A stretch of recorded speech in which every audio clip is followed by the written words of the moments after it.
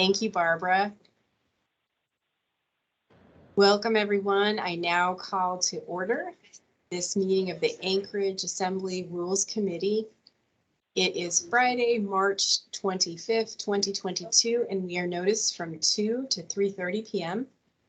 Madam Clerk, would you call the roll, please? Yes. Miss Suzanne LaFrance. Here. Christopher Constant. Jamie Allard. Here. Forrest Dunbar. Here. Crystal Kennedy. Here. Cameron Perez Verdilla. Here. Pete Peterson.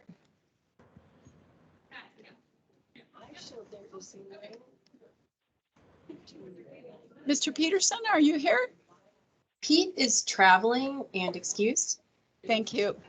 Austin Quinn Davidson. I'm here and happy for Pete that he's watching baseball. His great love. That and pizza. Felix Rivera.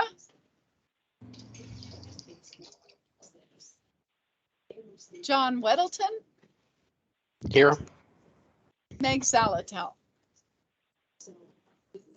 You have a quorum. Thank you, Madam Clerk. And Meg will be joining a little bit later.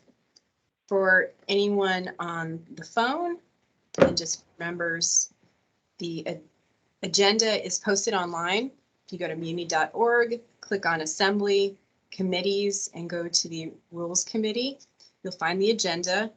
It's a fairly standard agenda today with several items under new business. We'll go through reports and then a discussion on pending business and updates from committees.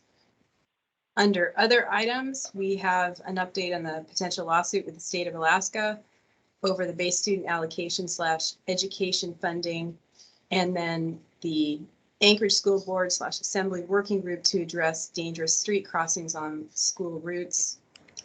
We don't have anything under unfinished business, and then we'll end with audience participation. So I'll move right into a brief Assembly Chair report. And first off, thanks to all the members and to the clerk's staff and Assembly Council and legislative staff for all your work. We've had a number of special meetings lately, and I know that folks have been busy with the reapportionment process and the facilitated process. There's a lot going on, and just thanks to everyone for your work. I want to note for the record that we've been joined by Meg Zalatel.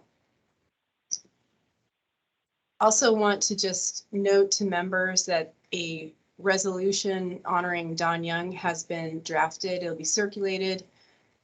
I am assuming that members want to be on that. The administration has been invited to join as well. Just please let the clerk's office know if you don't want to be listed on the resolution. Wanted to raise a question. We received an email from a community member concerning renaming North and South Suicide Peaks, and this is not a renaming within the jurisdiction of the MOA. However, the individual who's leading this effort asked if he might be able to address the assembly, or if we might be able to provide support on that effort. And I was just curious if anyone was working on that already. Is there anyone who is working with Mr. Peregrine on that, or Agarin? Suzanne, it's John. Not specifically, but when he emailed us, I think he emailed all of us. I don't know. I got an email, and I've heard his presentation a number of times, and I think it's a wonderful effort that he's doing. But what he emailed us or something, we had that list, and I think there was a letter. He's got a really good presentation with really good bulleted points on why we should do this. And I said, well, why don't you just write those up real clear and succinctly, so someone, hopefully not me, would take the time to write a resolution.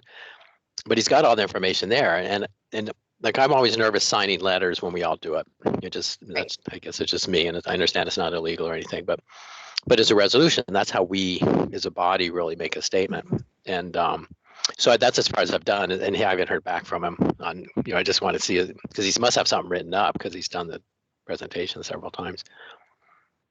But if he sent that, it'd be easy to turn into a resolution. Yeah, that's great, John. I think so too. Okay, well, since we're in a noticed environment and everybody's here, is there someone who's interested in following up on that? I can certainly. I'll go do ahead and that. send him another email. Okay, and I'm happy to work on that. I just wanted to see if anyone had anything underway. We could do a noticed meeting and I'll hike up there and do the peaks. That's an interesting idea. I kind of like it. Suzanne. Okay. Yes. I that was just Austin? going to say that yeah, it is.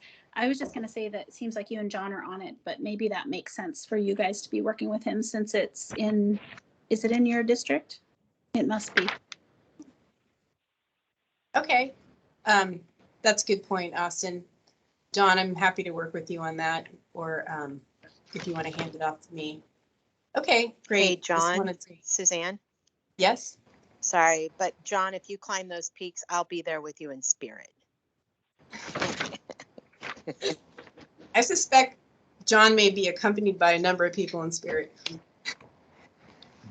Thanks, Jamie. I'll So be the- there, but I'll be way back behind him, taking my sweet time. Maybe I'll see Jamie at the bottom. All You right. can pass me. I'll let you pass me, Austin. I'm not going up that hill.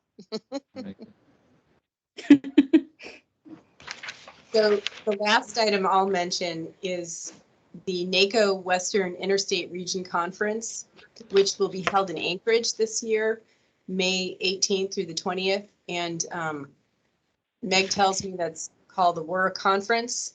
Meg's one of our Neco delegates. And I think, Crystal, are you the other one? I'm sorry, I don't have that handy. But I've met with Nils at AML, and Pete has been a part of that conversation, and Claire as well too. Members of the administration have also been engaged with AML on the conversation of how do we host, what kinds of activities might people be interested in, or sites that they want to see. So Claire isn't here today, she's out this week, but when she comes back, she'll share some information with members if anyone has any thoughts, how we might be able to help enhance that visit by those delegates to Anchorage. So just wanted to give you a heads up so you can flag that also. That's May 18th through the 20th. Suzanne, that if someone's doing it, that would be a good thing to let the community council center know. I know when there's been things like this in the past, they've set up a booth so they can say, here's what community councils are and so on.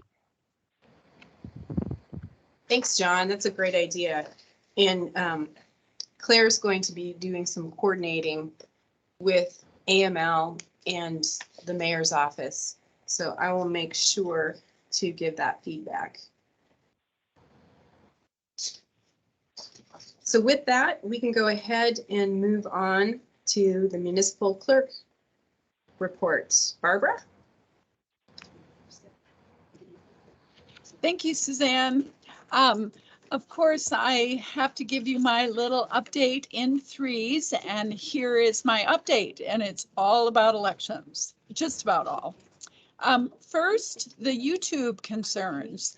And thank you very much to Rodney Long, who many of you know. He is the direct services manager for MOAIT. Our YouTube issues have been resolved, and it sounds like to the satisfaction of the observer who filed a complaint about this. And we will get that written up, probably not until tomorrow, but we have talked to them and it is going to be resolved. If not today, I mean, parts of it are resolved today, and going forward, it will be resolved. And I can provide you the details about what we've done to make that fix. Number two, Anchorage vote centers. We have done 4 3-hour training sessions this week. So Jamie and I have been a little bit busy. And the great news is the ABCs open on Monday morning. 3 ABCs at City Hall, Lusac, Eagle River Town Center. This is a location where voters can vote in person. And just to make sure, Monday is Seward's Day. And so although most municipal offices are closed, those buildings will be open for in-person voting. The third update is meetings. We have been having meetings. And so we meet with the observers and the observer liaisons at least 3 times a day at 11, 2, and 5 before their proposed shift changes to answer questions for them. Today we met at 11, 12, and 2, and I apologize, it was about 1:45, but that's why I was late. I don't know if you all know, but we have been very fortunate to have hired as our observer liaisons, Dee Ennis and Ralph Dwyer. They are obviously both people who are very knowledgeable about municipal code. They have the old code, they have the new code you pass, they have the observer's manual. It seems to me that it's working very well. We also had a lovely meeting today, which we call a huddle. It was a election team huddle. We introduced all of the election workers to Dee and Ralph, and we congratulated and celebrated one election worker who our theme this year is see something, say something. And I was showing Dee and Ralph around the election center and explaining what this worker was doing. And she said, excuse me, if you are observers, you are too close to these ballot materials. And it was like, no, they're not observers. They are election workers. So anyway, we celebrated her. She gets to call me and everyone out if something is not working. And then the last meeting and point I would like to make is thanks to the clerk's office. They are covering for those of us down here at the election center who are not working up there. Jenna Brister is working down here and others are covering for her. We are asking them to do all kinds of things to help us make this work. So thanks to the clerk's office and everybody else. And of course, if you have any questions, you know you can call the voter hotline, 907-243-8683. You can call me, you can email me, and the elections email is elections@anchorageak.gov. Thank you so much, Barbara. Does anyone have any questions for Barbara? All right, well, thank you, Barbara. Appreciate the update and all that you and your teams are doing. We will go ahead and move on to Assemblymember discussion on pending business and update from committees. And I'll kick it off by talking about A New Day for Anchorage Jobs Economic Plan. I believe you all are aware that earlier this month, the Budget and Finance Committee chairs, Austin and Forrest, and I kicked off an economic development initiative called A New Day for Anchorage Assembly Jobs Plan. As Assembly members, we are committed to the economic health and development of our community, and we believe that we have a bright and exciting future ahead of us. We have a vision, and I think many of us, probably all of us here, share it, where everyone has a safe place to call home, where there are opportunities for work, for careers, where our local businesses thrive and new industries can succeed here, where arts and culture are vibrant, where people are proud of their community and invested to stay for the long term. So we've organized the plan around 4 pillars. I believe you all may have seen the flyer. Those 4 areas are building our workforce and assisting local businesses, supporting our families, investing in infrastructure, and making government work for you. It builds on some of the work the prior administrations and assemblies have already done. For example, we provided a safety net for local businesses and residents with the distribution of the $214 million in federal aid funds that were used to keep people in their homes and keep businesses afloat and get cash in the hands of those who needed it. We strengthened our local supply chain by significantly advancing the Port of Alaska modernization project with the new petroleum and cement terminal opening in just a few months. Economic development, and we've also encouraged new construction too by streamlining processes and removing government barriers to development. We passed the downtown tax incentive. We think that it's the right time to move forward with the plan as our community's recovering from the negative impacts of COVID. We've got some pressing needs to address, and also economic development is one of our Assembly priorities and shared goals. It fits nicely with the Assembly priorities and strategic plan that we've been updating. Thank you, Felix, for your work on that. And we heard some ideas presented by Jamie and John from the Community and Economic Development Committee on some plans regarding some of these issues. This work is aligned with the goal of the Assembly and the Mayor to continue advancing the upgrades of the port. It fits with the work the Mayor's Anchorage Economic Revitalization and Diversification Advisory Committee is doing. They made some recommendations concerning childcare. One thing, as you all know, given we're bound by the Open Meetings Act, the initial work has been limited to the three of us, Austin, Forrest, and I. We see this, though, as a collaborative effort, and that's why we're bringing it up here in the Rules Committee meeting. We're hoping that we can work together as Assembly members and come up with more ideas and figure out ways to work with each other and the administration and the community to implement these ideas. And then finally, as you all know, another initiative this spring will be to distribute $50 million in new federal aid that's coming to Anchorage. To kick off the process, we've been doing what we did with CARES Act money and the first tranche of ARPA funds. We're getting the community's input. We've had a number of work sessions about tourism, economic development, childcare, food security, families' quality of life.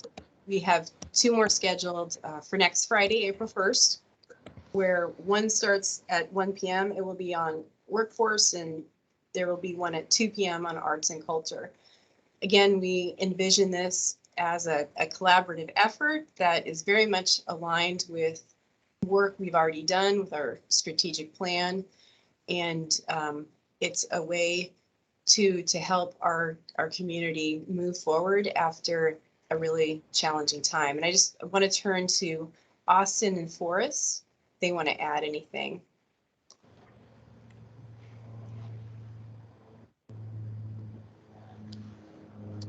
No, Forrest, do you want to go ahead? Yeah, I was just going to say, Suzanne, I think you did a really good job of explaining it. And, we tried to balance concrete ideas, and hopefully everybody has seen the documents, and we can, of course, email it out to. We tried to balance sort of concrete ideas with more general principles so that if folks have more suggestions, they could also, get on board and change and alter this as we go forward. So, it's intended as an Assembly jobs plan that we can all be a part of. And we're trying to balance that with, of course, the strictures of the Open Meetings Act. But, I think that Suzanne did a really good job of presenting it.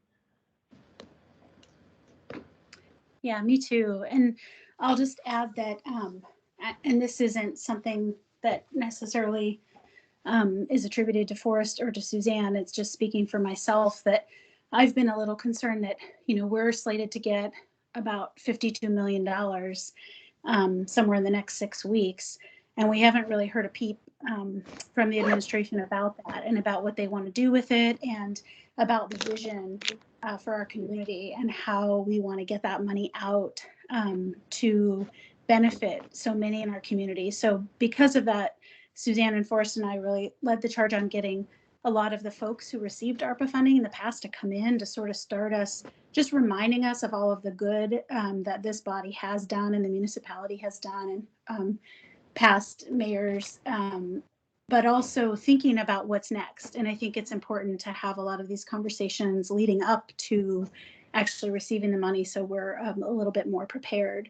So anyway, just a little more context there. And I know you all I was just going to talk briefly about one of the first sort of action items that we had on our list, and that is AO 2022-42, which is the fee waiver for Title I, Title 23, Title 21, Title 23, and a couple other things that you all saw introduced on Tuesday. And I know that we have a work session scheduled on April 8th. It sounded like Jamie and John and some others were interested in that. I won't be here for it, but Forrest and Suzanne, I believe, will. And also wanted to let you know that there's been some emails going around with Dean, and I reached out and added Adam Trombley. We really want to collaborate. He's been awesome. Honestly, Cameron and I've been working with him on some West Anchorage issues.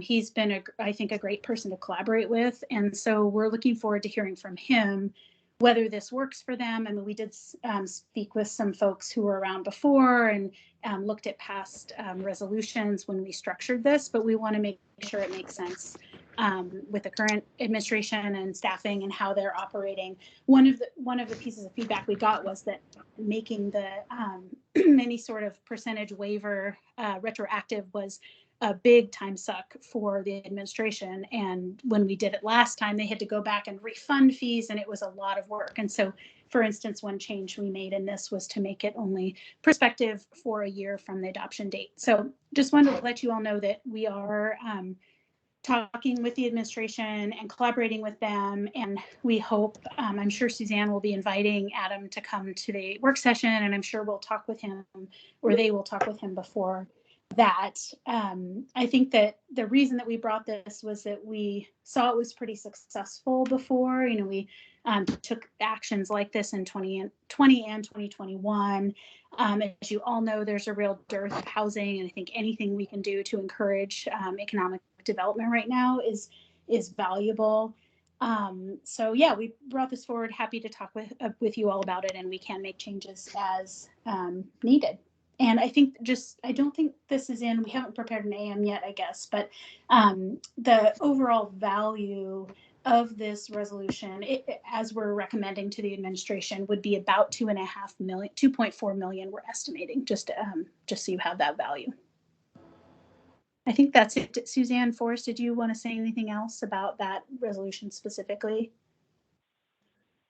No, I think you touched on it really well. I'll say the one big change between this resolution, or I'm sorry, this ordinance and the prior program is it's a 50% waiver instead of just a 25% waiver, because we felt, or at least I felt certainly, that it was a successful program, and our affordable housing crisis has only grown more severe. And so anything we can do to encourage building this year and particularly next year, because this would go until then.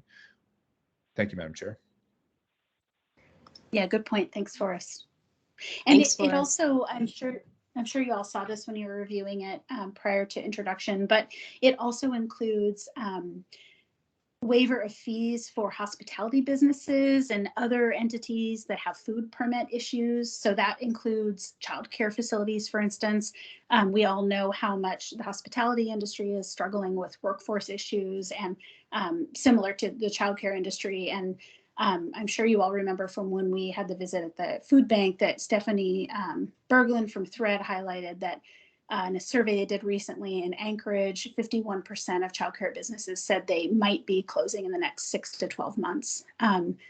So I guess, I don't know that if Chris has reported back, but Chris and I were in DC, sort of related issue, a week or so ago, and for the NLC conference, and we met with Senator Murkowski, and we talked with her about childcare, among other issues, the port and homelessness being other topics. So anyway, all sort of related, but we're hoping that sort of taking some of the pressure off with these fees would help some of those industries right now.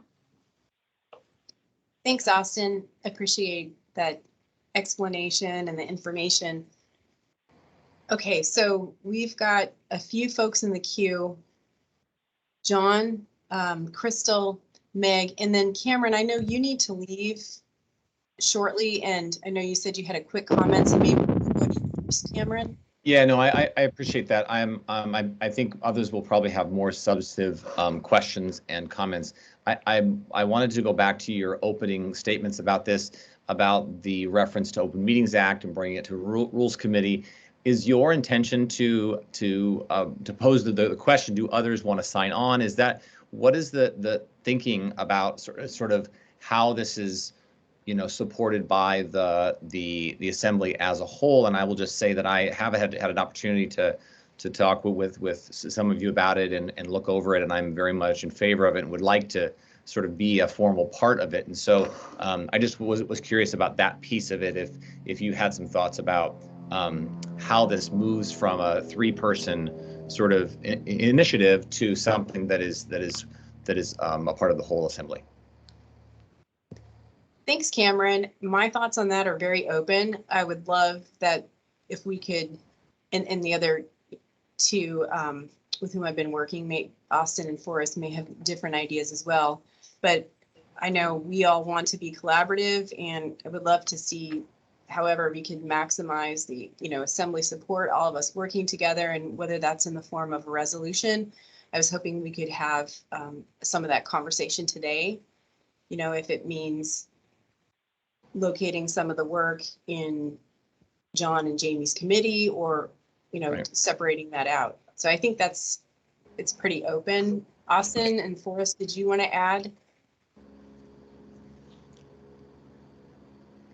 No, but I really appreciate Cameron saying that, I guess I should say yes, not no. I really appreciate Cameron saying that he wants to sort of sign on in a more formal way. And, you know, I think it's a little bit challenging because of the Open Meetings Act, but I think we want to be able to portray this as, you know, an initiative or group of initiative that's coming from the assembly. And we know that it won't be unanimous, but if we can get majority of people on the assembly that are sort of formally linked to it in some way, then I think we're more comfortable with that. But Yeah. And I would go- add that I hope, oh, sorry, Cameron. I was just going to say, I think that's a great question. I actually hope it will be unanimous. I think that a lot of the things on there are things that we all care about, really sincerely do. So I'm hoping we're all on board. If we're not, that's okay. But yeah, I would love an opportunity to have folks sign on, and maybe it's doing a resolution, spelling out what it is, and some, you know, basically taking the sheet and writing out the things we as a body intend to prioritize to really benefit our community. And then we could all, those of us who want to, could sign on to that. That's one idea. We could probably get Claire to take the sheet and turn it into a resolution. Yeah, thanks. And Suzanne, I apologize. I have to jump off. I have an emergency. I'll hop back on, you guys. Okay, hope all's well, Jamie. Thanks. Yeah, so just a quick comment, and then we can move on. But I mean, I think that there are ways of doing this. For instance, you know, there's lots of sort of ideas and potential initiatives in there that could be broken up. You know, you 3 work on this part, you 3 work on this part, you 3 work on this part, and so just could be a really effective use of time, and whether we use committees to do it or whether we, you know, identify, you know, 3 people who are going to, you know, work on that piece of it. So anyway, just wanted to share my support of it, and that really want to dig in and actually do some of the work that's connected to this, and would love some help in figuring out how to coordinate that with others. So thanks everybody. Thanks, Cameron. And I guess I'll just note too that, you know, we're a deliberative body, and sometimes we take a long time to deliberate. And just even going through our revision of our assembly priorities and strategic plan, it takes time. And so part of this is to, you know, is to just get going and be iterative and figure out some of these issues along the way too. So I will go through the queue now. I've got John, Crystal, and Meg. John? Oh, thanks. So, you know, I actually am very, very worried about the way that document was presented, because it says Assembly Jobs Plan, and it is not in any way, shape, or form an assembly plan. Until we vote on something as a body, nothing is from the assembly. So it could come forward as a jobs plan, very clearly indicating, what 1, 2, or 3 assembly members put it forward. But it's very deceptive. I've glanced at it. It might be good, I don't know, but it's absolutely not an assembly plan. And I think that puts it as a real risk that any 3 people can have Claire put out really fancy thing and do a press conference and say an assembly plan. I mean, think about the possibilities there. And I think we should have a definite clear policy that it is not done ever that way. Nothing that's not voted on us by the body will ever be presented as an assembly action. That is, I think, very, very risky and misleading to people. And then on this one, so I cringed when I saw that. And then when I see this AO 2020-42, which, might be better than it looks at first blush, but one of the whereases says, as supported by this assembly plan. I'm going, so we're taking something that's not an assembly plan. It's just a document from 3 members, and now using that to support another ordinance, which is really just from whoever, 1, 2, or 3 people. So at any rate, I couldn't get far past assembly plan when I looked at that, and anyway, had clear worries. I just really, if we do a resolution regarding this, I want a resolution that says we will never do that anymore. Label something an assembly plan unless it's been voted on. Thanks. Thanks, John. I appreciate you raising those points. And I'll note Dean said in the chat he agrees with John. So I'll move on to Crystal, and I expect we'll come back to these Suzanne, issues. could I respond just a bit to John? Sure, go ahead, Austin. Thanks. And thanks, John. I totally hear what you're saying. And I think we really struggled. The Open Meetings Act piece is just so difficult. And we struggled with, what do we call this? Because it really is a description of work that many of us have already done and voted on, work that many of us have supported in general. And so I just want you to know that we hear that. We struggled with it. We didn't know what to do because we couldn't do all of the deliberative work with everyone and still be able to bring that forward. So anyway, I hear you. I mean, I think that this is a challenge, not just in this issue. I mean, for instance, I believe that you all made a joint press release from the Assembly and Mayor that we're, putting $7 million into, I don't even know what that is. So I can understand the frustration, but it does seem a little ironic that I think you all are doing that too. So anyway, it's hard. I think this Open Meetings Act thing is difficult, and I just want to acknowledge all your feelings around it, but also that we're all sort of navigating that. Well, I could address that. That $7 million in the press release that went out was specifically only after we voted on that $7 million. It was not going out if that had failed. So we did that $7 million for that press release. Simply described what we had just voted to do. So it was proper. That was an assembly action at that point. Got it. So it came out right afterward. I guess I didn't realize the timing, but yeah. And I think with the facilitated process, anyway, that was meant to be, I think I'm just saying I understand the frustration, and I think it's hard. The process is hard. But I get it. Thanks, Austin. Before I go to Crystal, Dean has asked to comment. Yes, thank you, Madam Chair. I thought I would just mention a couple thoughts on this whole issue.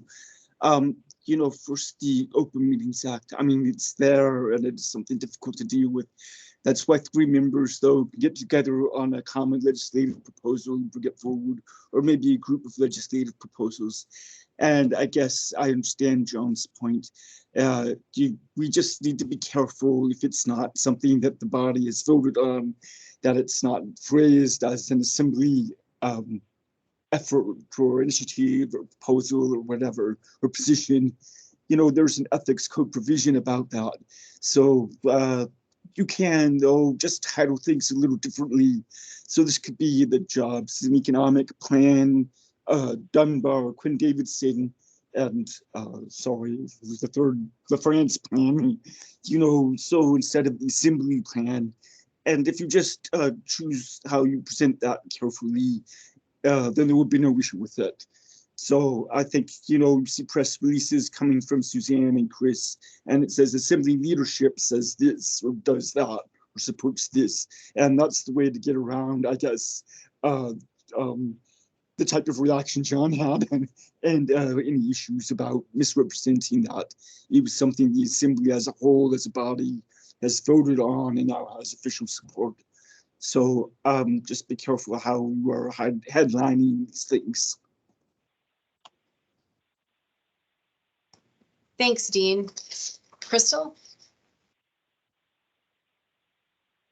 Thanks, Suzanne. I think I kind of came in, I've been back and forth, you know, on this meeting. So I think I kind of came into the end of this last conversation. We have a bit of an emergency out here with our avalanche on Highland Road. So been lots of phone calls and everything else going on back and forth. So, and I can kind of update you on that later, but what I want to know is there an actual list that has been presented of those projects that people are promoting for those funds? I guess I haven't seen that, and that could be I've just missed something in my emails the last couple of days. But anyway, can you just tell me if there's an actual list of specific projects? Thanks.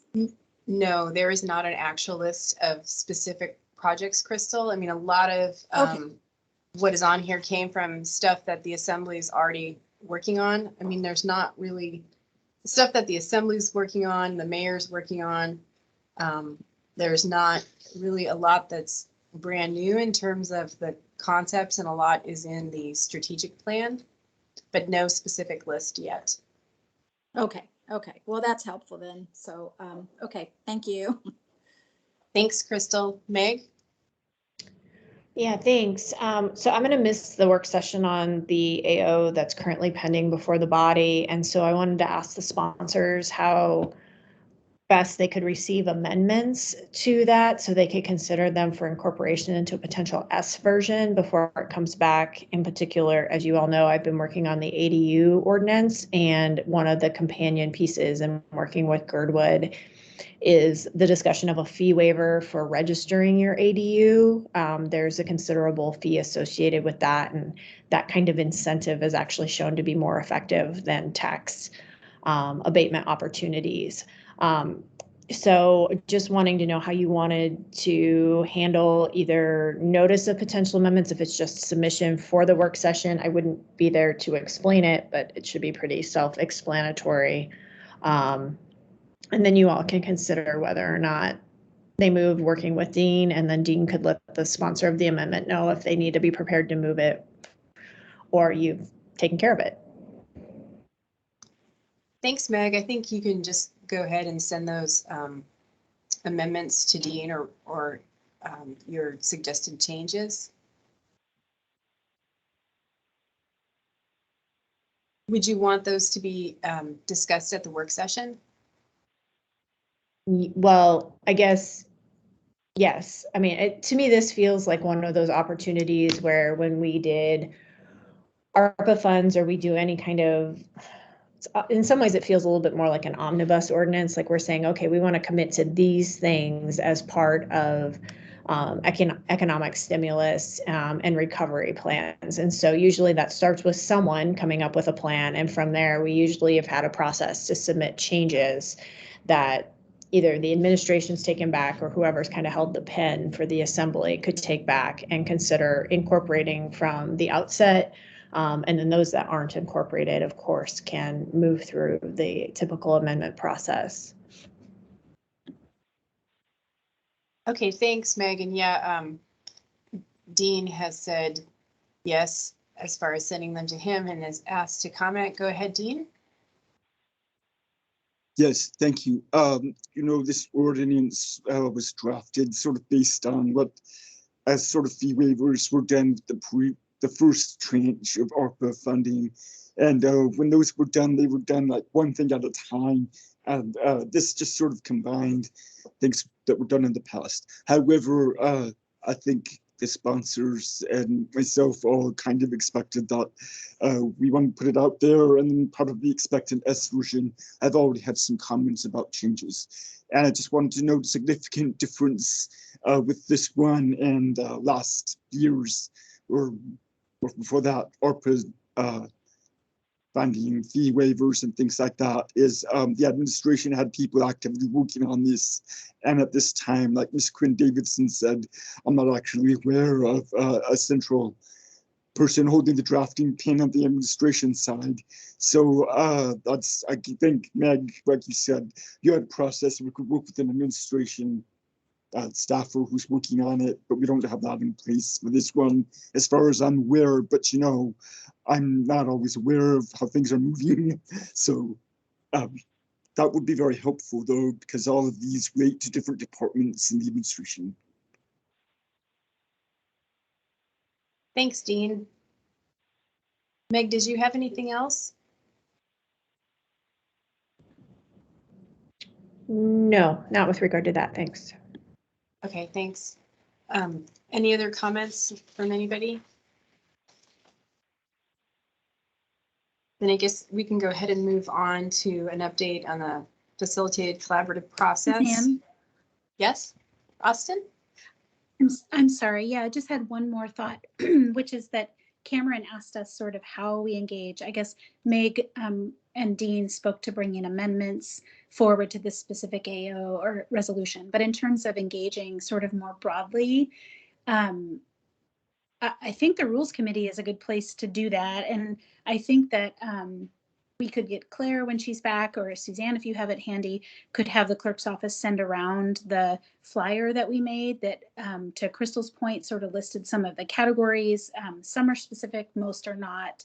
And then maybe in the next Rules Committee meeting, folks could say, yeah, I'd really like to take this and run with it. You know, for instance, there's one thing in there about childcare. And I know Suzanne and Cameron have been working on a childcare. Well, we all know that because they introduced it. But anyway, so maybe that's the way to do this, is circulate a document and then work in Rules Committee. If people want to peel off pieces and work on it, that would be great. Thanks, Austin. That's a great idea. And I guess just, you know, a final word on the approach to this, and appreciate, you know, the candid feedback, John, from you and others. And, you know, just the idea too of trying to be really inclusive about the things that the Assembly has done, is doing, what the administration is doing, and you know, just not at this point, we don't have a specific list as Crystal had asked about, but at any rate, I do appreciate the feedback and definitely am considering those points that folks have raised. Okay, so moving on then to, and yes, I think that's a really good idea, Austin. Focus conversation about it in the Rules Committee meeting, and to use Claire to distribute some of that information. All right, so the facilitated collaborative process, John or Felix?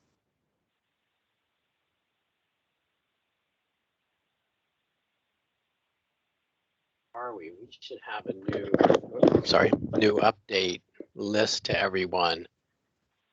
I think today, but the highlights, I think we kind of hit at our meeting on that 7 million, and that is that we are briskly moving to get out of Sullivan Arena, with really focusing on the June 30th, which seems ambitious, but it does seem like that can, will largely, you know, you got to pick a date, and that seems more realistic now to me than it did even 2 or 3 weeks ago. They're working on the low barrier shelter. They're working with the bidder on that Neco construction on that one, and kind of getting the design and moving that forward. And there was a suggestion that that could be done before June 30th, done and ready, so which is pretty remarkable. And then, that 7 million that we appropriate, there is consolidation. Alex Hotel has a handful of people, but it's fairly expensive, and we have to do it a month at a time. So the health department was trying to move those people to other locations. And I think what we're working on, and we'll know more Monday. Meg is here. She might be, well, she's trying to avoid these things, I guess, but is extending that at Alex for 1 month to ease the transition. But there is capacity at other hotel locations to pick up some of those people. So it's consolidated and a little bit cheaper. And while there is capacity at the Sullivan now, we heard it was down well below, I think in the 500 range. But there is not a real plan to, move people out of the hotels into the Sullivan, though I think they have the option. It's like you can't tell people where they're going to go. You can say, okay, well, we're leaving here. Here are your options, and say this hotel. There's housing vouchers that some may be able to get. And of course, the Sullivan would be there if anyone chose to do that. So, but people will be moving around, and I think it's just kind of my general sense is the changes are not always communicated perfectly well amongst the providers and amongst the people in the shelters and hotels. So there's a little bit of chaos on that, but I think being aware of that, it's being dealt with somewhat. And I'd imagine to some extent that's going to continue until we get everything settled down to kind of the new system that we're developing. I think that's kind of the main things we're doing as a shelter. Sockeye should close, I think they were saying Wednesday. And then that one is I think 60 days off to reset it. And then Catholic Social Services opens it up for the complex medical folks that we've been talking about. But that's a big piece that's there. If I missed anything, Felix is here. Fill in the gaps, please. Thanks, John. Forrest? Yeah, I just wanted to mention something about this. So I think the way that the $7 million was described to us when we passed it is different than sort of the press release that came afterwards and the kind of messaging that's happening now. When I voted on that, it wasn't portrayed as this is the last money we're going to spend and this is part of our plan to get out. It was more like, here is what we are doing for ongoing operations. Here's what we are doing as we have been doing, and we need more funding to do it. And I think the way it's portrayed is that voting for that $7 million was somehow an agreement from everybody on the assembly that we agree with how the Sullivan Arena is the mayor's administration is planning to shut the Sullivan Arena and move people into another mass shelter in East Anchorage. So I am, and other aspects as well. But I'm just saying, like, I don't remember when we had this discussion on Tuesday night along, any sort of description of this is the last amount of funding to transition, and it's going to, and now it's being linked to the Sockeye Inn, and it's been linked to through this rhetoric to the Sockeye Inn and to the administration's plans to get out, and by implication, their plans to build this 330-bed facility at Tudor and Elmore, which I have said repeatedly that I don't agree with. And now there are people, I got a number of emails in the last few days from people in East Anchorage saying, oh, it's a done deal. Is there nothing we can do to alter this? Because of the combination of that email and then other statements by the administration and facilitated process, basically saying we're going forward with this, and it gets back to this. And because they said they're going forward with the wetland permitting, sort of regardless of whether we voted for the item that was on our agenda or not. And so I guess that is the frustration I have with the way that this was handled in the last week, that us doing what has been fairly typical, which is approving mass care shelter funding, has been spun into the whole assembly is on board with the administration and perhaps a small number of people in the facilitated process, that those plans for the way that they are shifting folks into different facilities. So I just wanted to get that on the record, because again, I don't think the rhetoric in that press release matches the way it was pitched to us when we voted for it on Tuesday night. Thank you, Madam Chair. Thank you, Forrest. Austin? Yeah, thanks, Suzanne. I didn't articulate well earlier, but I think that was some of the frustration I was feeling that I was mentioning to John. So just want to echo what Forrest is saying. But, we understand that you might be frustrated about the jobs plan too. So I think I get it. But I also just wanted to note there were some comments, particularly from you, John, at the meeting on Wednesday about this being, you know, we didn't, you were quoted in the paper something like, oh yeah, we were on the wrong track and, you know, the mayor showed up and now we're making progress. I just want to keep reminding folks that this is a plan that I'm grateful for the work of the facilitated group, but this is not new. We released a plan in May that basically had the same components, except for a mass shelter in East Anchorage. So it's frustrating to continually hear members forget that we have been working on a very similar plan for years. I mean, really, we have, more specifically the last year. And I just want to remind people, because it's a little hard to hear when, you know, we all, and certainly when I was in the mayor role, put a lot of work into that with Bob Dole and others. And I think it's not fair to not acknowledge that. Thanks, Austin. John? Yeah, Austin, yeah, appreciate that. And when I have longer times to speak on it, and sometimes it gets cut from, of course, as you know, talking to the media, but I do recognize that when I talk about the span of the city not being involved ever, it really looks back 30 years, but I do add until 3 years ago when we put in the 400,000 and so on, and probably less so that there was a plan to get out of mass care, and I will be more cautious on that because I do recognize that and appreciate it. So thanks. I will tighten up my dialogue. Thanks, John. Anyone else? Okay, the next item under new business is update from Reapportionment Committee.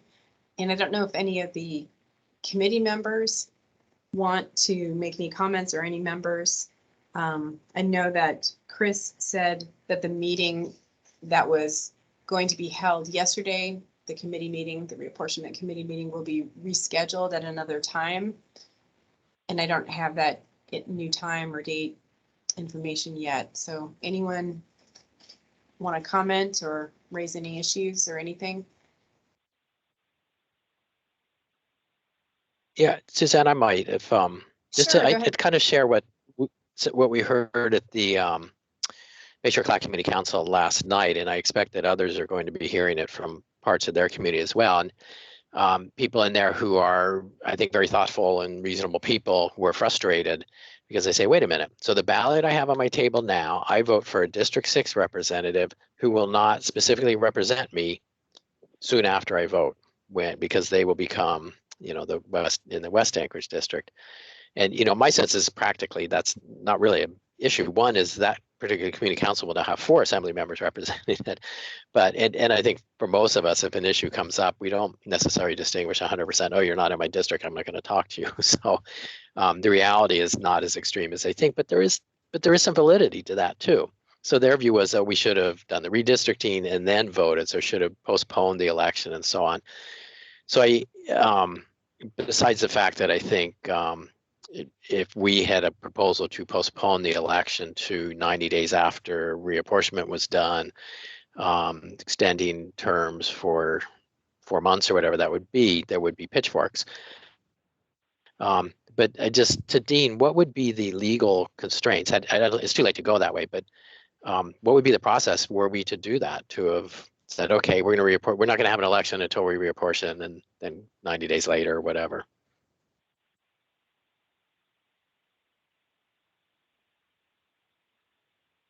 I hope you got that, Dean. Well, I hope I understand the question, but you know, if you wanted to postpone an election and so forth, it's a little late now for this regular election. If it were going to be done, it would be by an ordinance, I think, because the charter says that the assembly sets the election and election procedures by ordinance. However, you know, we would have had to, if it were for the current regular election that's next week, basically, or 2 weeks, or now, we would have had to adopt this reapportionment map in December. That was a tight timeline, as you all know. So at this point in time, and we sort of touched on this topic last Tuesday night, the Assembly does have the ability to say we're going to truncate some terms, and this would be a good reason, I guess.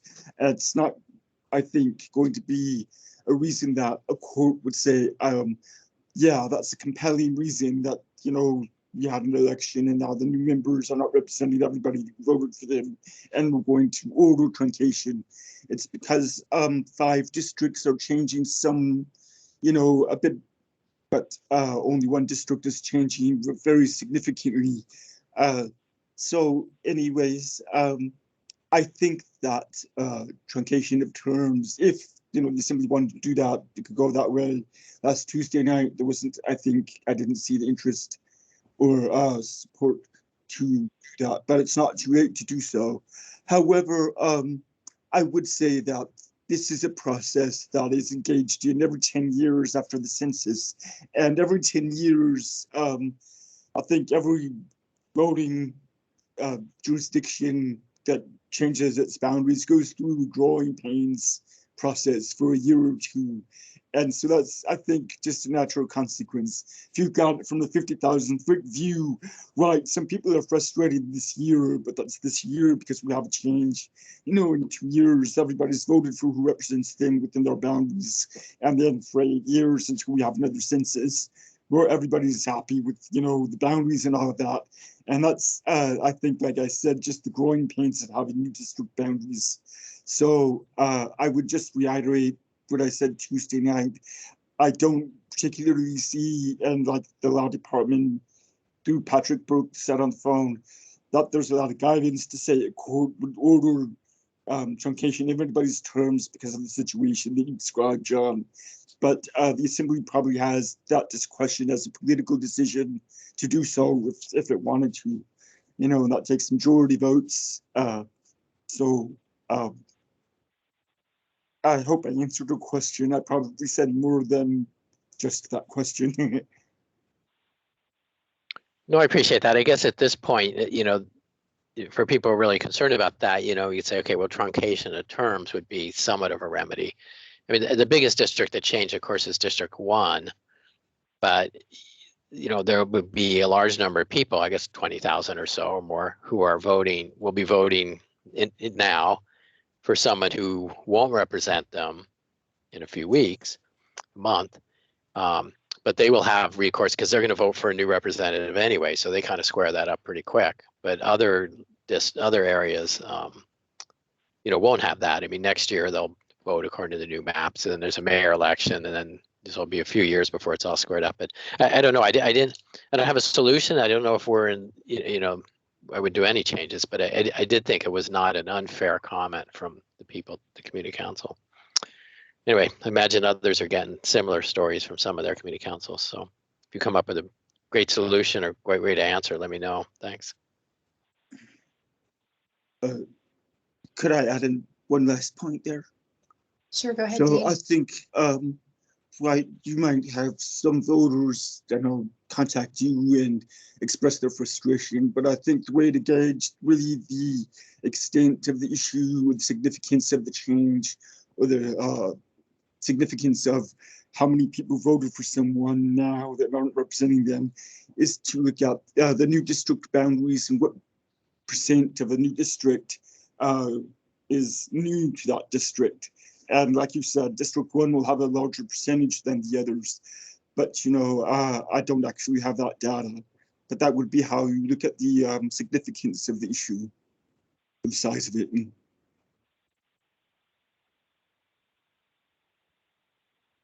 Thanks, Dean. Did you have any other follow-up, John? Not at this time, but I'm sure we'll be hearing more about this. Thanks. I'm sure we will. Thanks. So we have about 25 minutes left, and I want to leave some time at the end for audience participation. Let's go ahead and go around and do any updates on pending business or committee upcoming business. And then we've got 2 other items to cover. So I'll just go through the list here, and starting with Forrest. No update, Suzanne. Thanks, Forrest. Crystal?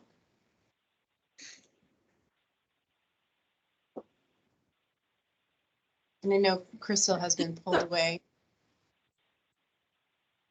Crystal? Okay, buttons are slow and I'm hitting them too fast and they're not keeping up. Anyway, sorry about that. You know what? No, I really don't have anything else to update, I think, than what I have mentioned the last meeting. So thanks. Thanks, Crystal. Hope everything is okay concerning the avalanche in your district. Well, if you want an update on that, I can give you an update on that.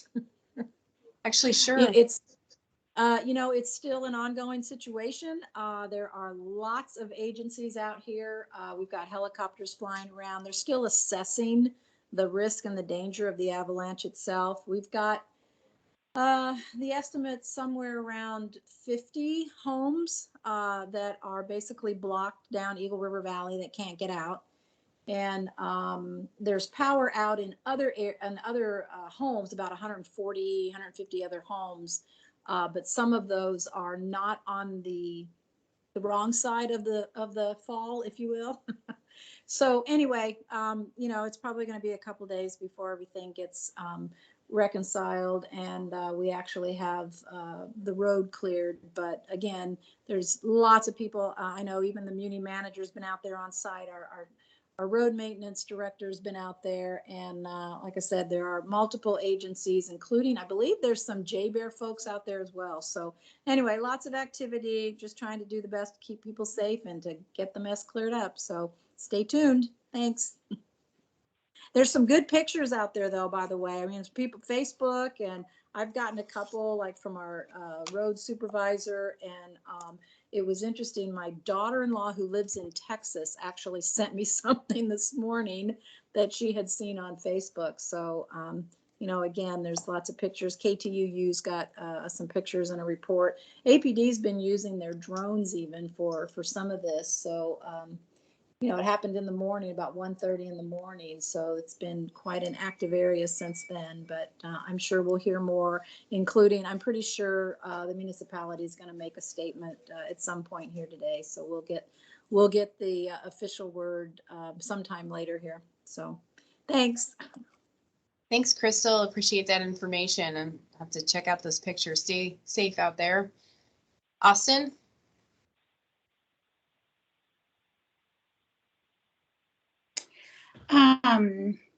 Well, I think Forrest and I have been talking about and just sort of getting ready for 1Q.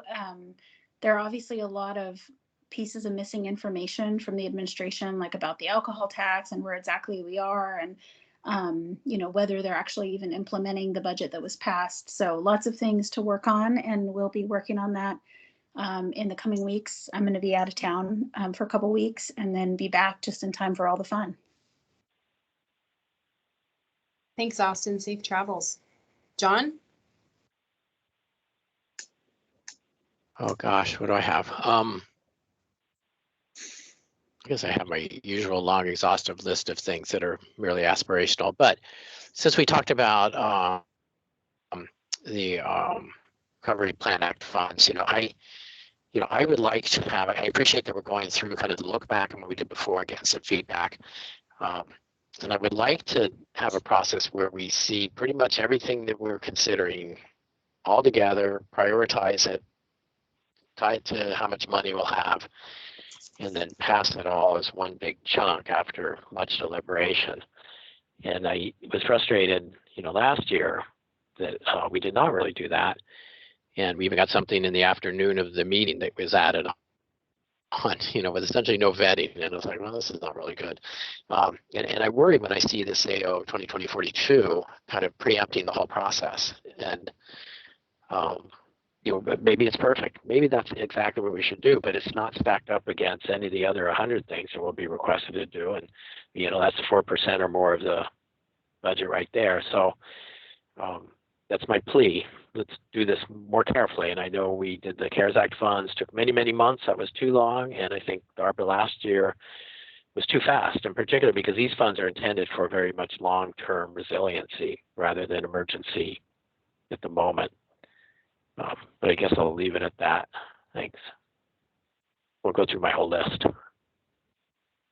Thanks, John. Meg? Yeah, so I continue to work on the ADU tax abatement ordinance. Interestingly, the state assessor came into the game a little bit late and has some questions about that. So it's been an interesting conversation between the municipal attorney's office and the state assessor's office, exactly wanting to understand the mechanics of the proposed tax abatement and how whether or not that conforms with state law. So all of my wonderful S version changes are sitting off to the side, waiting for them to work out that issue. So I know it was postponed twice now, but really kind of out of my hands. So I just wanted to provide a bit more of a full update on that because it's come before the body twice. And then just, wanted to give a quick update on health policy. Cameron and I are canceling the April meeting, but what we're hoping to do in May is not only be back in person, but hopefully meet some of this new health department staff and get to know them, learn what lanes they're in. As we know, the health department is such an important part of the municipality and the work that's being done, especially as we transition to a less intense COVID posture. And we really want to jumpstart the substance misuse work that had been started under the prior co-chairs, Suzanne and Austin. So we hope to start to get to know that staff a little bit more and where their expertise and interests lie. We know we have a shared goal with the mayor in treatment. And so now we want to figure out how we can execute on that and move that forward. And then similarly, out of that committee, we also want to still have this discussion to move forward a potential request for information on mobile crisis teams and see what the community appetite is to do that in the private sector, if it could meet demand, how it would integrate with, emergency response systems, all of the things that make that not an easy question. And in partnership with the Mental Health Trust. So we do have some things coming, but we are going to kind of take a beat to make sure we can hopefully get reorganized, be strategic, and give the new AHD staff a chance to onboard. That's it. Thanks. Thanks, Meg. Okay, we will go ahead and move on to update on the potential lawsuit with the state of Alaska over BSA/education funding. Dean? Yes, thank you. So about 15 minutes before our meeting time, I emailed a couple of documents for this. I'm not sure if they have staff has them, but if not, I can share my screen and put them up, but I need presenter. Oh, thank you. I got presenter status just as I said it. So let me make sure I can pull it up. Okay. So is my PowerPoint there on screen? Assembly rules, comedy, some green, decor. Okay. So the agenda item was update on potential lawsuit against the state of Alaska over BSA education funding. And I've just refined the topic a little bit. Because, learning about this sort of took a crash course in education funding, an issue that I haven't really gotten involved in the past, because that's a school district issue. However, here I learned a lot about it. I've talked to, I listened to the last joint meeting, the school district, the school board and assembly a little bit, and then followed up. I talked to their finance officers, Jim Anderson and Andy Ratliff, and I talked to Dave Donnelly briefly, and I read his op-ed from 2017, which I highly recommend everybody read. It gives a great overview of this issue, specifically about the inequity to Anchorage of the education funding formula compared to the other school districts in the state. There's 54 school districts, and we're one of them.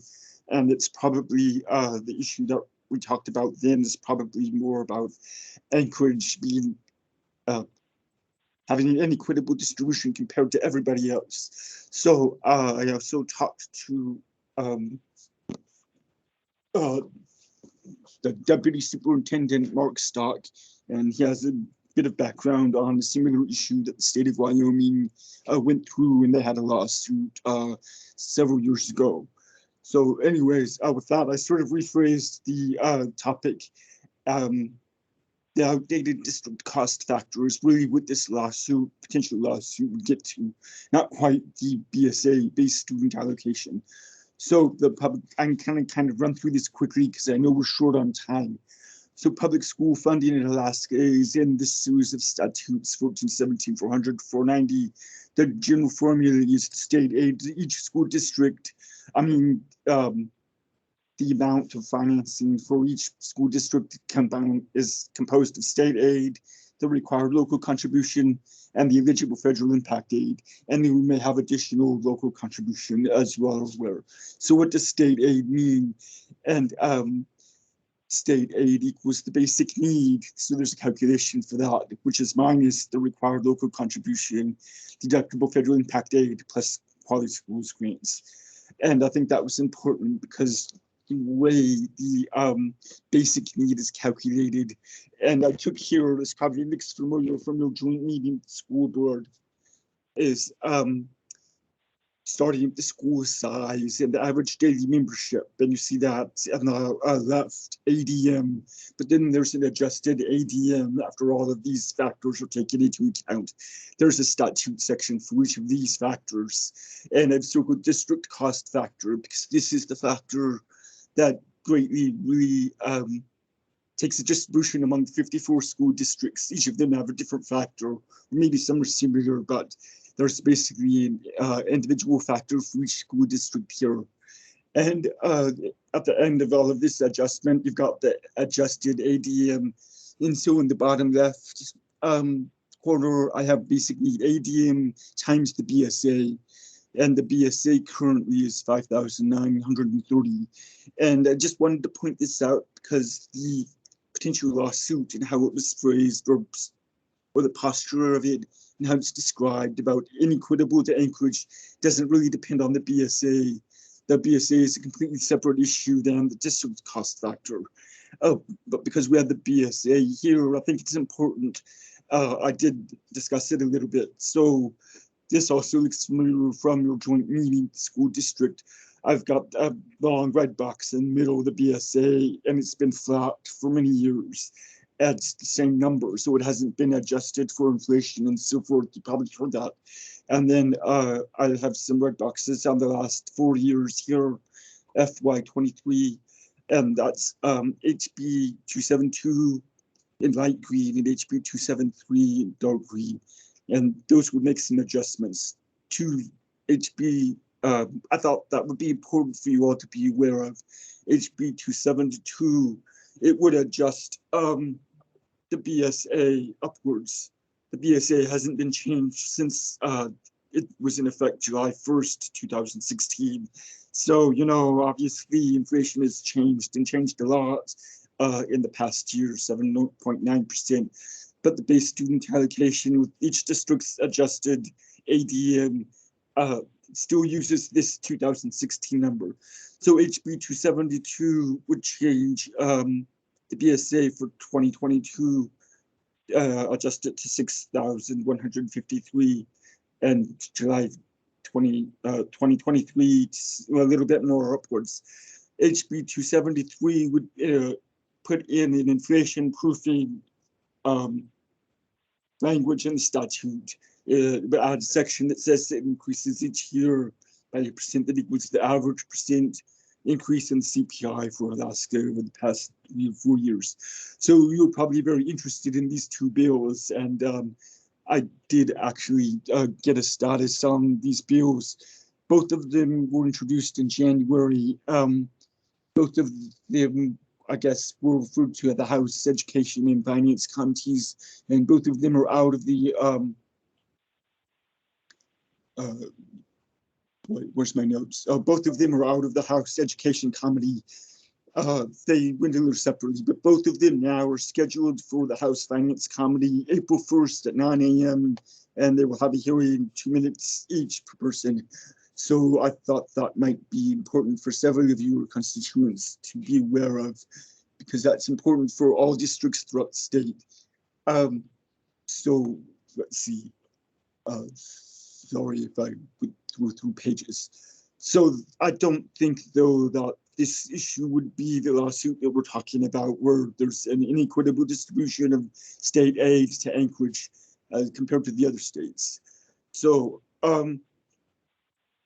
what is the issue is the district cost factor, and that's set out in AS 1417-460. It was last updated, well, I wouldn't want to say updated in 2008, but it put out 5 years of how the factors would change. And it was going forward. The last year that there was a change to the district cost factors was effective for June 2013.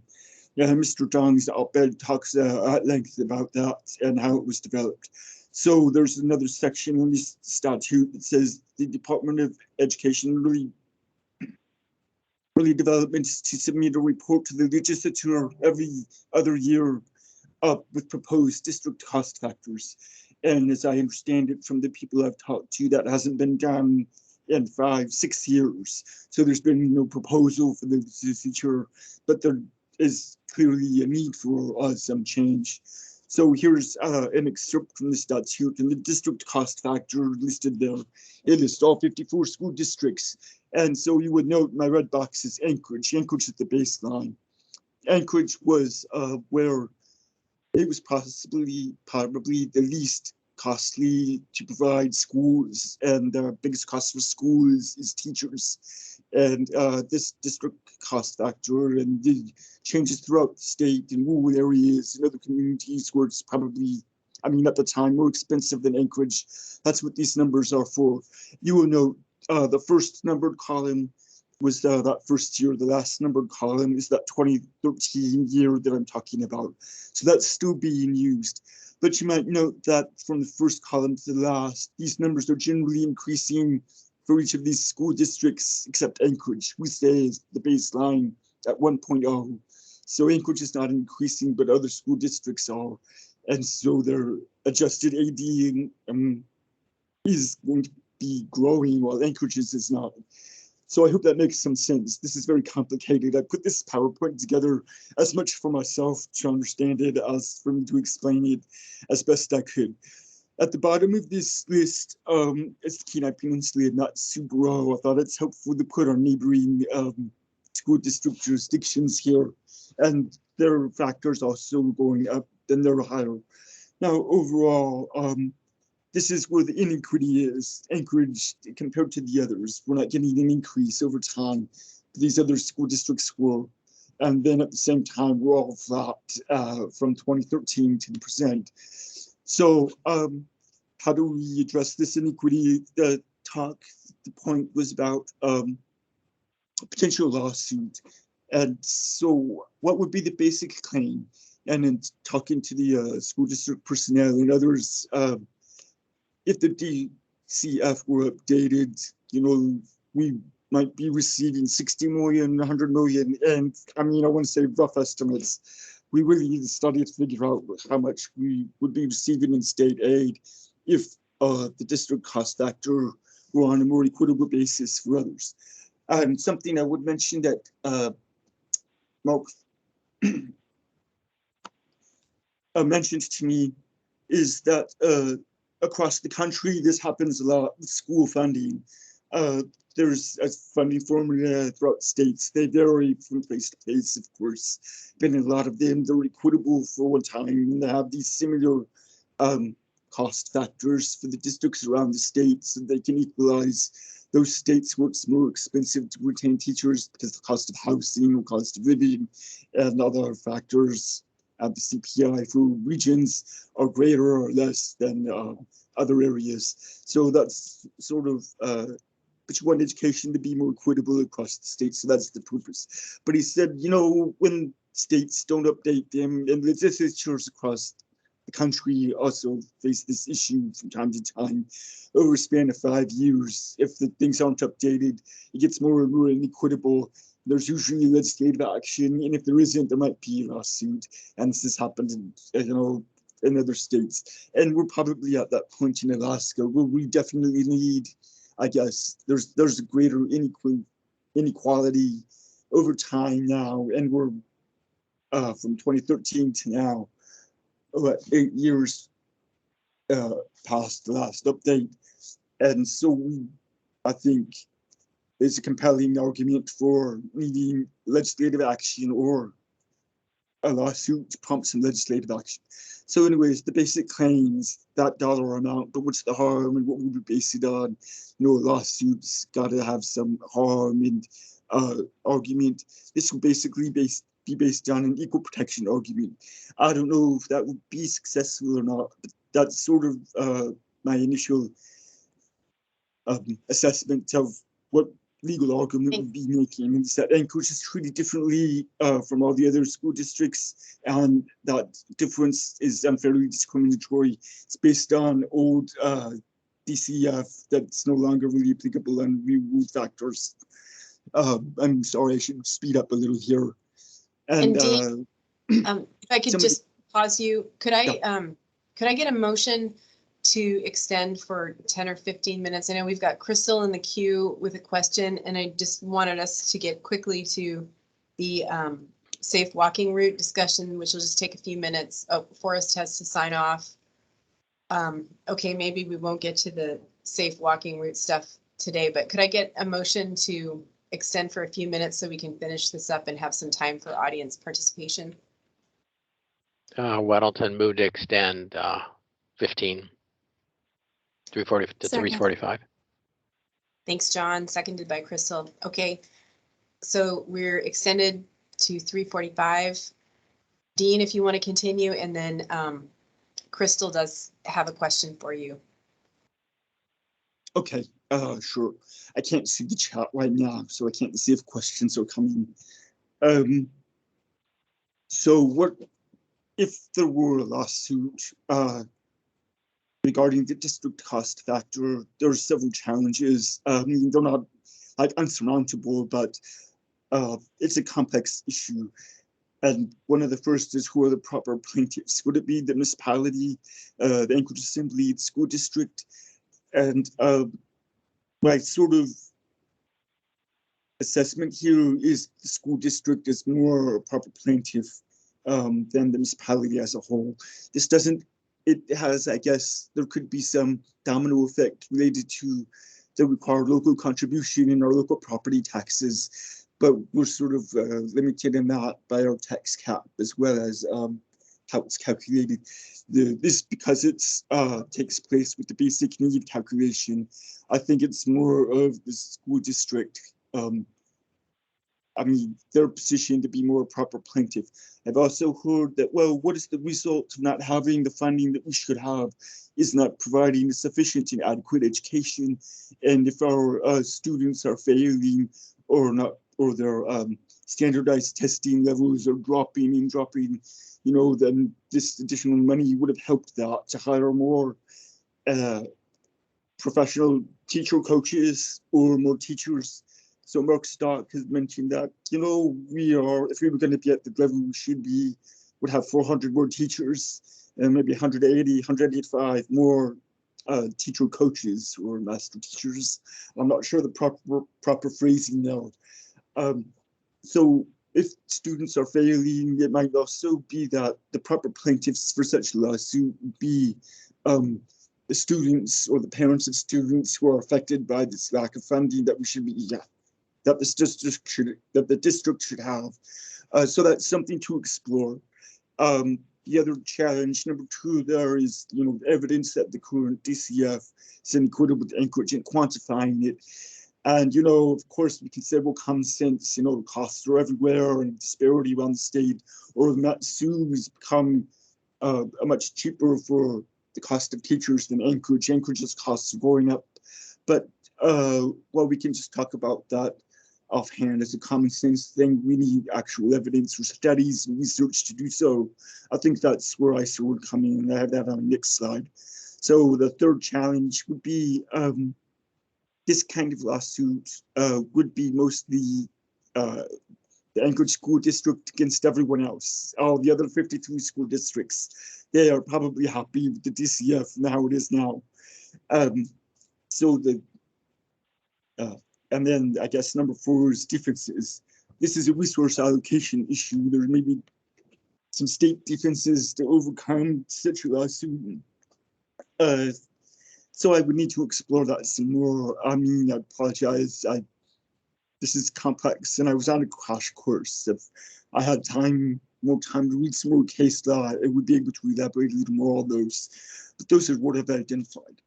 So my recommendations from today and going forward, I think the first step you would want to look at is having an ICER study. I think we all know what ICER means. So ICER did do a study in 2005, and that resulted in the statute that was passed in 2008, those district cost factors over 5 years that I showed on an earlier slide. They did another study in 2015, but there wasn't a change. So I'm looking into it, and I actually talked to ICER, and I know that some members may be considering right now, well, maybe the Assembly could appropriate some money. I think the cost of a study, and I can't pinpoint it. I had a question out there. I contacted ICER, but if I were going to give an off the cuff estimate, $100,000, $200,000 for a study, I think maybe more. However, just this afternoon, I was my assistant Becky talked to Dr. Hirschberg at ICER, and she said that ICER actually just received a request from the legislature for a district cost factor, so it might already be in process. The wheels might have just started turning. The estimate for a cost she doesn't really have, but the next couple of weeks we might see a cost estimate for this kind of study that we need. And then anything else helpful? My question was, is there anything else helpful to the Assembly that our school district, as we consider, an ICER study, are funding it? And she said, give ICER a little more time. Like I said, maybe we'll see things over the next couple of weeks related to this. So that's sort of the recommendation. Number one seems to be resolving itself in a way, and the legislature may be funding that. So number two, information supporting the legislative resolution. And when I say legislative resolution, I mean a bill amending that statute and updating the district cost factor. So it might not just be the ICER study, but parent groups and what is the harm that Anchorage School District students have suffered in getting that in an organized way. So number three, engaging outside counsel. And of course, this is large and complicated. And if it's Anchorage against everyone else, I think that would be beyond my capacity to even start. And I can't speak for the law department, but I worked there for many years. I think this is something that they would typically also engage outside counsel to handle. However, again, I think that it would be more school district as a proper plaintiff, and that's just my opinion, but I wouldn't be surprised if they would also do that. Engaging outside counsel might be something where they spend a good amount of time developing the evidence needed here to form the basis for these lawsuits or for the legislative action. And it might be going to the legislature first to try to get this changed. And if that fails, then going to court with the iniquities. So I think that's the end of my slideshow.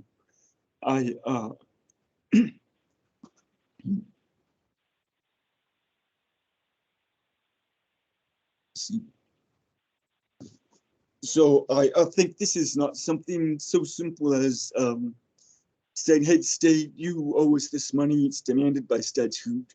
The statute doesn't actually demand that. It's just outdated. And the provision I referred to about the department doing a study and proposing district cost factor changes every 2 years. If they fail to do that, a lawsuit saying, well, you failed to follow the statute, you need to follow it. That doesn't necessarily mean the DCF would change. It just means D does a report to the legislature, and then it's still up to the legislature to take action. So normally, I think courts of laws, Article 3 courts in their jurisdiction, it doesn't really usually encompass ordering the legislature to pass legislation, amend and validate legislation. So, you know, application of the DCF and statute now, court might say that's invalid, you know, because it's so outdated. It doesn't match the realities of the cost of schools and the cost of hiring training teachers in each school district, for Anchorage especially, on an equal protection argument. But it doesn't mean the court can order what the DCF would be. So students in legislative action now. Anyways, let me see. I think I might stop there and see if I can take some questions, but I hope this has been informative and sort of helps to focus the issue on what exactly it is and what we should be looking at in terms of what needs to change to resolve the inequity to the Anchorage School District. So I think that if I were going to recommend any of you to talk to someone, it would be Mr. Stock or Mr. Donley. Thank you, Dean. Appreciate all that information, and apologies, everybody. I'm at City Hall here and I got bumped from Teams. So I'm on my phone. I can't see the chat, but thank you, Dean, for the information. I know Crystal had put herself in the queue, and before we go to the queue, I want to ask, are there any members of the public who wanted to participate? I can't see if anyone else is dialed in. Okay, we'll go ahead and go through the queue, and then if there is a member of the public who wants to speak, then we'll make sure we have time. Crystal? Thanks, Suzanne. You know, actually, I really just had a comment. I think Dean did a great job of trying to capture all the challenges that go on with school funding and our amazing state school funding formula. One of the things I will say is that the years that I was on the Anchorage School Board and serving on the Association of Alaska School Boards Board of Directors, the biggest arguments I think we ever had was over cost differential study and the challenges that almost every district put forward regarding the fairness or unfairness of that particular study was always just really intense. And the bad thing about it is that one of the biggest problems with that is when people would ask, you know, for their districts to be adjusted, they knew that it would throw off somebody else's funding rates, and it just always became an argument about who was getting what and how much they were getting, and it really became one of those winners and losers kind of a problem. So this whole conversation is such a bowl of spaghetti. It's almost impossible to truly pull the strands out and straighten out everything that goes into this formula. I know that the studies and even the different factors a lot of times were, you know, basically just rejected by some districts because they just didn't believe they were fair or accurate. And nothing really pits one district against another like this, like this whole concept. So I really feel badly for, you know, for trying to bring this lawsuit forward, only in that I think the idea of being able to parse it all out into something really manageable and understandable is going to be really difficult, but it will be absolutely fascinating. So I'm kind of looking forward to it. I don't know that we really have a part in any of it. The school district's really going to have, they can make their case, no doubt. But so can a lot of other districts when it comes to potentially, you know, if Anchorage does better, then another district may fare worse, and that's going to be the argument. But again, I think Dean, you did a great job on trying to really summarize what this is all about. And like you said, it is unbelievably complicated. So thank you for trying to kind of get us up to speed on this, and I guess we'll see what happens. Thank you. Thanks, Suzanne. Thanks, Crystal. Could I make a comment? Sure, go ahead, Dean. Oh, thank you. One other thing that ICER said is it would be pretty sticky if, you know, Anchorage, the assembly or school district tried to fund the ICER study to get it going, because then others, it would seem biased. Other school districts would say, hey, it's in favor of them or them. It's much better if it comes from the legislature or some neutral party. And then one thing I would mention, and it reminded me when Crystal said, there's winners and losers, and that's absolutely right. So one thing that happened in Wyoming after their lawsuit and the state law they passed that fixed their district cost factor, they have a different name for it, but they said nobody's would go down. And so some would be increased, be more equitable, but some that were too high wouldn't be decreased. So try to minimize the losers, I guess, in a way. So anyways, that just struck me. Maybe that's one thing, an idea or concept to be put in the mix as the discussion of this goes forward. Thank you, Dean. Again, appreciate all that information. Do any other members, does anyone else have any questions or comments? Okay, well, we'll, I guess, digest that information, Dean, and then consider the next steps on what we want to do, if we want to do anything.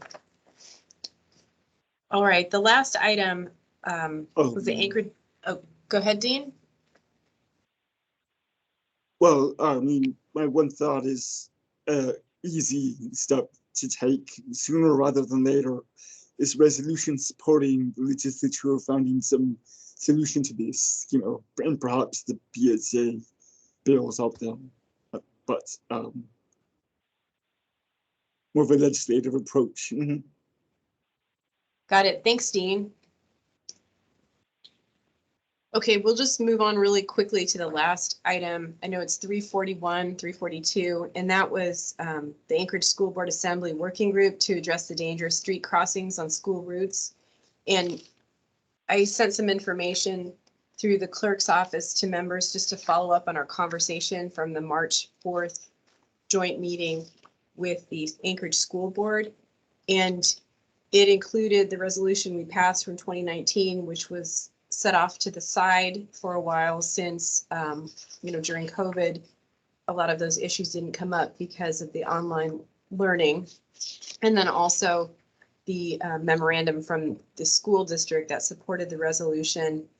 The email also contains links to the Safe Routes to Schools manual, which we've talked about before, and the ASD Safe Student Transportation Committee page, which we've also talked about before. And I just wanted to note that you all are encouraged to send any identifying information about any dangerous crossings on school walking routes in your districts to the Assembly Council Legal Assistant, Rebecca Metcalf. And then you are also encouraged to flag any upcoming projects in your districts that could impact school walking routes, and also send that information to the legal assistant as well. We're looking mostly at those potential walking routes or walking routes that have come to us from concerned members of the community who want to see increased walkability in their neighborhood, but those routes either are not on the traffic department's safe walking route, or maybe the Student Safe Transportation Committee has recommended busing or school guard crossings, adding some crossing guards, and maybe that doesn't satisfactorily solve the problem according, from the perspective of the community. So we tend to come back to some of these intersections or these routes over and over. And so the intent here is to move forward. And we had one volunteer from the school board, Andy Holloman, to join the joint group, the working group that we talked about, that would consist of 2 assembly members and 2 school board members to coordinate with AMATS, MOA Traffic, and the AFD Safe Student Transportation Committee. And so I guess the question is, are there any assembly members who would like to be a part of that? You don't have to answer now. You can send your response to either the clerk's office or to Rebecca. Any quick comments on that? I know it's 3:44.